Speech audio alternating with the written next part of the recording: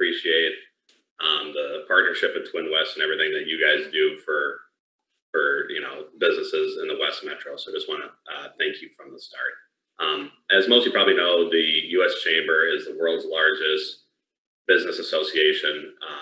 We represent about 3 million across the nation, and this is including local, regional, and state chambers of commerce. Every year we release a scorecard where we grade members' votes, and then based on that tabulation is how you qualify for our Spirit of Enterprise Award. However, in 2020, where everything's changed, we've also changed the way that we grade our members as well. We're now giving them credit for working across the aisle. It doesn't necessarily have to be a business issue or a priority of the U.S. Chamber, but if you're willing to work across the aisle, we want to give you credit for that. And Congressman Phillips, at least according to our calculations and tabulations, he's one of the best in his caucus of doing that. Also, we want to give them credit if they're willing to sponsor or co-sponsor bills that we're in favor of. So another really good example for that is Congressman Phillips was a sponsor to get rid of the Cadillac tax. If think back to the Affordable Care Act when that was passed, seems like eons ago, but there was a large excise tax in that called the Cadillac tax. He was on a bill to get rid of that, and it actually happened. So it's something that he was a sponsor on. It made it all the way through Congress, passed, signed into law. We no longer have that tax. So I want to give him credit for that as well.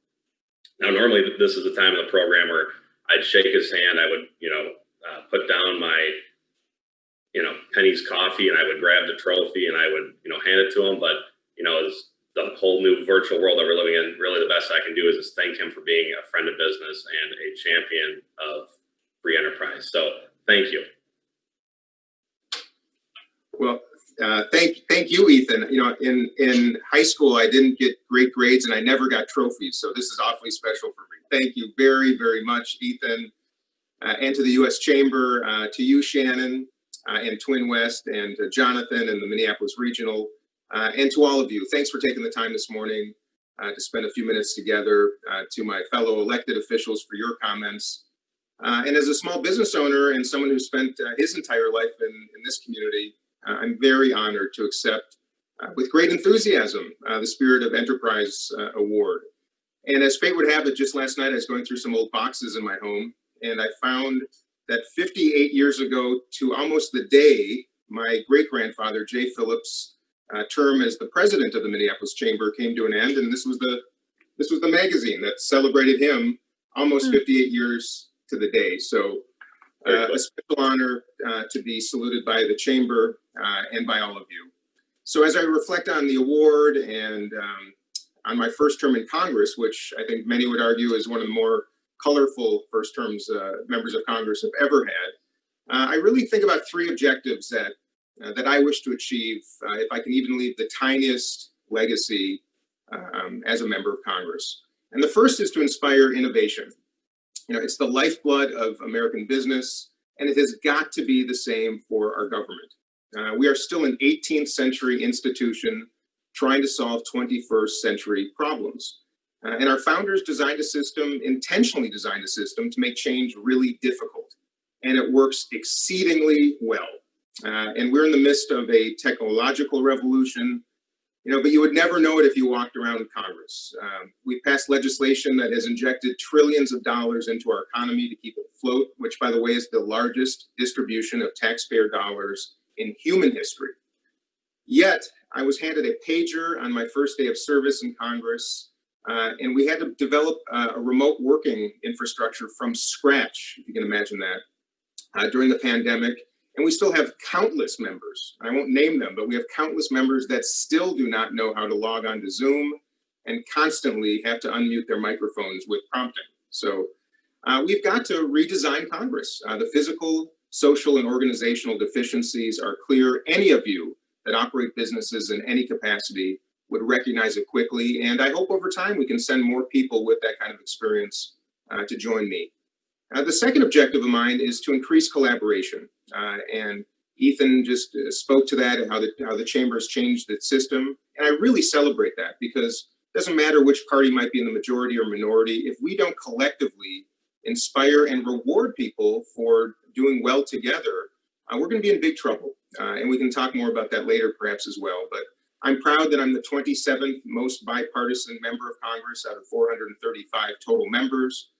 The Enterprise Award is the second award I received this year from the Chamber.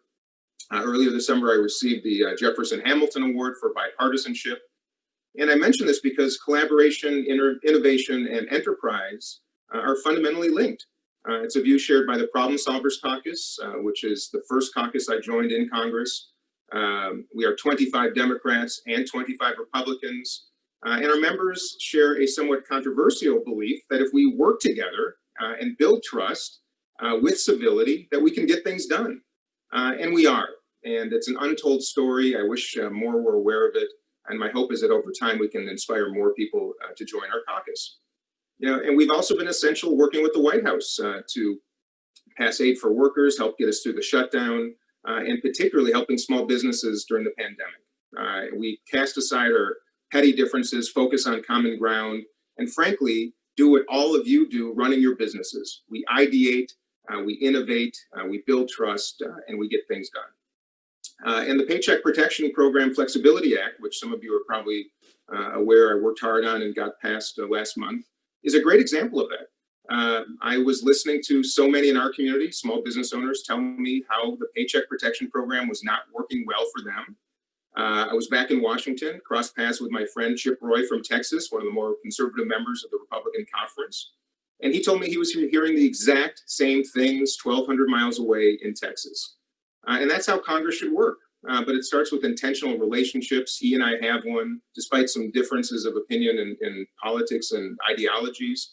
But we worked together and we got it done. And it's a great example of how people with different perspectives, if you listen and share a cup of coffee on occasion, you can do good things. And we got to inspire a whole lot more of that. And the bill that we put together, the Paycheck Protection Flexibility Act, which significantly improved the program, passed 417 to 1 in the House of Representatives, which means I'm going to have to work a little harder next time to get that one vote from my colleague, who we still, no matter what we did, we could not get Thomas Massey from Kentucky to come along with us, but we got it done. So restaurants and flower shops and hair salons in Wayzata, Plymouth, Brooklyn Park, you name it, all the way to San Antonio, Texas, all benefited from that. And that's how Congress really, really should work. And I'm proud of that. But we've got a lot of work ahead. We've got to provide federal aid to our states and municipalities. The mayor just spoke from Plymouth. I look very carefully at budget impact to all of the municipalities in our district. And it's traumatic. And if we do not do something soon, come together as Democrats and Republicans, I'm afraid we are going to see significant cuts in service, both at the state and local levels. And that's going to impact every single one of the businesses that all of us operate. And that is a responsibility of all of us in Congress to get done soon. And ensure that as we emerge from this crisis, that we are well prepared to rebuild this economy and recognize, I should say as well, that we're not ever going to go back to an old normal. It's incumbent on all of us on this call to build a new normal. There's going to be a lot of trauma. Businesses are going to close. Many already have, hundreds of thousands. But it's also going to create new opportunities. And I want to ensure that we can find the capital flows to startups, to entrepreneurs that have dreams, that they're surrounded with mentorship and support, so that we can create a 21st century economy that may present an opportunity rather than just a trauma to all of us. And that is one of my hopes. Finally, and perhaps most importantly, my objective is to inject a dose of optimism, both into Congress and into our country. It's a very cynical world, and the bravest thing that we can all do is hope. And I know that many of you, like me, are discouraged when you wake up and read the news. If you watch Fox News or MSNBC, or God forbid, spend your time on Twitter, it's clear we're facing unprecedented challenges, and too many are living in fear. And pessimism and cynicism are pervasive in both parties. And it's really easy to conclude that change isn't going to be possible, but it is. And I remind you that the United States was built on the same foundation of entrepreneurship that many of you bring to your businesses every single day. We're a country of immigrants that dare to dream for a better life. We saved the free world in World War I and World War II. We're a nation of ideators and innovators and inventors, and most importantly, problem solvers. So this is our time. And like the greatest generation before us, we're duty bound.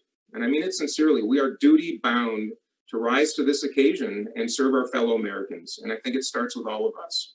So I really want to thank you, a heartfelt thank you to you, Ethan, to the Chamber, Shannon, Jonathan, and all of you for believing in all of us, for giving me this chance to represent us and try to bring people together. These are kindergarten lessons, I should remind all of you, kindergarten lessons that we have forgotten in many cases. You know, how to listen to one another, how to respect one another, and how to treat each other with compassion and celebrate differences, not demean them. So in that spirit, I extend my heartfelt gratitude to all of you, wish you Godspeed, and remind you that optimism is just as contagious as fear. So thank you, everybody. Thank you, Congressman. Again, a sincere congratulations from all of us, and we so appreciate the partnership that we have with you.